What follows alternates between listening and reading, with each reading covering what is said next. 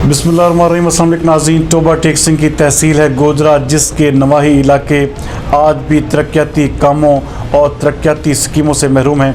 हमारे bureau chief Zulfiqar भट्टी के मुताबिक इस सिलसिले में गोजरा के नवाही इलाके 432 जींबे के रहायशियों ने मौजूदा हुकूमत के खिलाफ एक एहतजाजी मुजाहरा किया।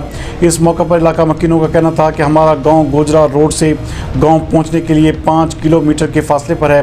1983 में ये सड़क बनाई गई थी। उसके बाद आज तक किसी भी सियासी रहनुमा ने इस सड़क को बनवाने या रिपेयर करवाने की कोशिश तक नहीं की। सड़क खंडर का मंजर पेश करती है, जबकि तहसील गोजरा में वाहद हमारा गांव है जो तकरीबन तमाम बुनियादी सहूलियात से महरूम है। इलाका मकीनों का कहना था कि हमारे गांव के साथ सुतेलों जैसा सलूक किया जा रहा है। हमारे गांव में एक भी सरकारी डिस्पेंसरी नहीं, ना ही निकासी आप का कोई इंतज़ाम है।